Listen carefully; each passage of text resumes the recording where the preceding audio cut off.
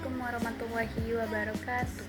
Perkenalkan, nama saya Revanika Wiraandini dengan NIM 2514040044. Di sini saya akan mempresentasikan tentang materi adat Minangkabau.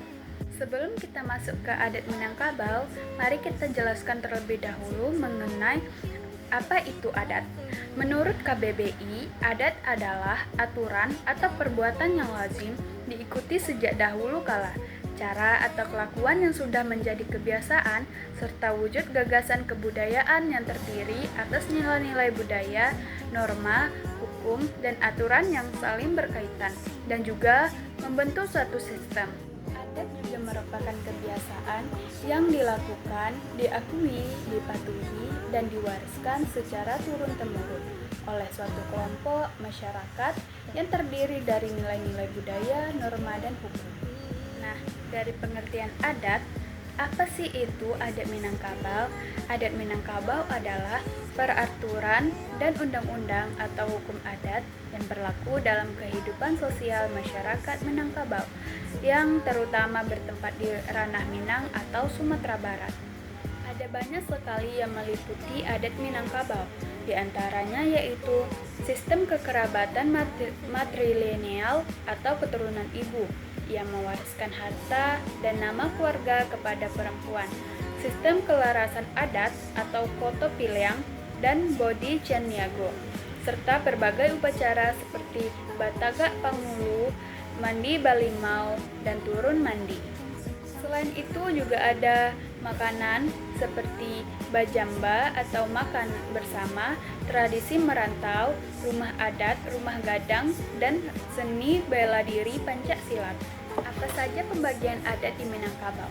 Pembagian adat di Minangkabau dikenal dengan adat nan ampe atau 4 tingkatan adat, yaitu yang pertama ada adat nan sabana adat, yaitu adalah jenis adat tertinggi dalam sistem adat Minangkabau yang merujuk pada kenyataan dan hukum alam yang tidak pernah berubah, seperti air yang membasahi dan api yang membakar. Adat dan sabana adat juga aturan tetap dan kekal yang berlaku di alam semesta dan tidak dapat diubah oleh waktu atau tempat. Adat ini merupakan dasar dari semua hukum adat di Minangkabau yang bersumber dari alam sehingga tidak bertentangan dengan ajaran Islam sesuai dengan falsafah adat Basandi Syara Basandi Kitabullah. Pada hakikatnya, adat ini adalah kelaziman yang terjadi sesuai dengan kehendak Allah.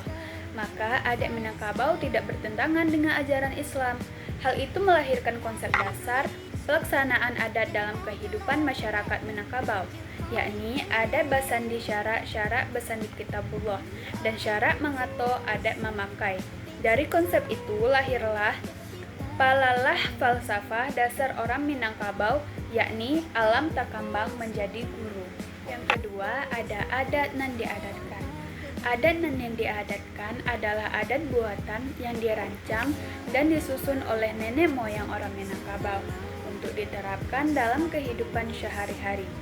Aturan yang berupa adat nan diadatkan atau disampaikan dalam pepatah dan pepatih, mamang, pantun, dan ungkapan bahasa yang berkias hikmah.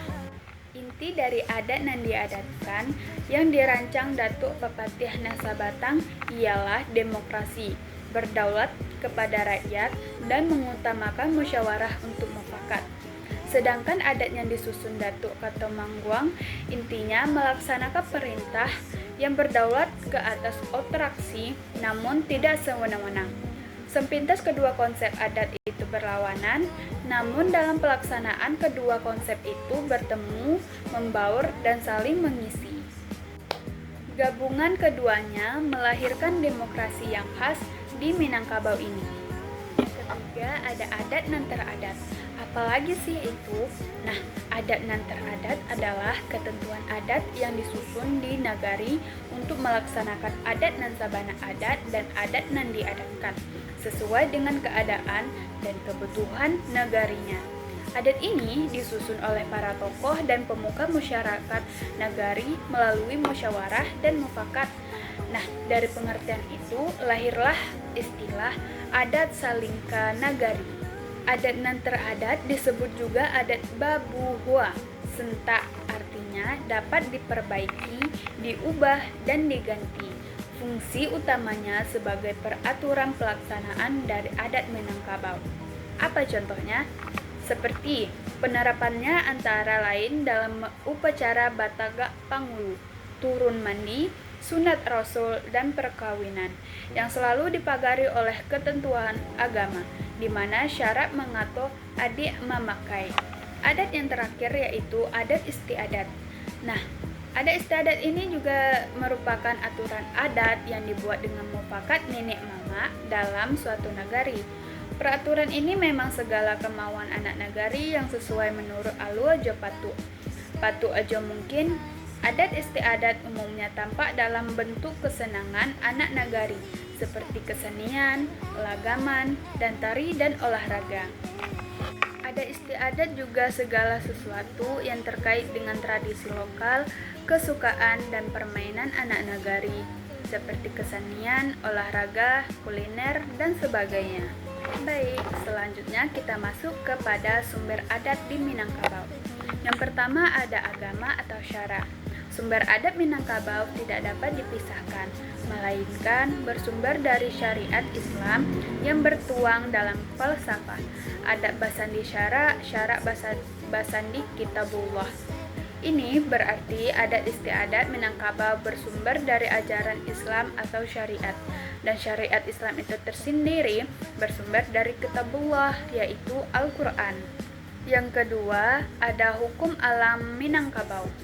Hukum alam Minangkabau adalah dasar filosofis dari hukum adatnya yang diwujudkan dalam pepatah alam takambang jadi guru, yang artinya alam terbentang jadi guru. Ini berarti masyarakat Minang menginterpretasikan alam sebagai panduan hidup dan sumber nilai. Prinsip ini kemudian dikukuhkan dalam filosofi adat basandi syara, syara basandi kitabullah yang menegaskan bahwa adat bersandar pada syariat Islam dan syariat bersandar pada Al-Quran. Yang ketiga, ada keputusan penghulu. Keputusan penghulu di Minangkabau bersumber dari musyawarah adat yang melibatkan berbagai tingkatan mulai dari tingkat keluarga dan kaum hingga ke rapatan adat nagari atau disingkat menjadi KAN. Baik, sekian presentasi yang dapat saya sampaikan. Saya mohon maaf jika terdapat kesalahan. Saya pamit undur diri. Assalamualaikum warahmatullahi wabarakatuh.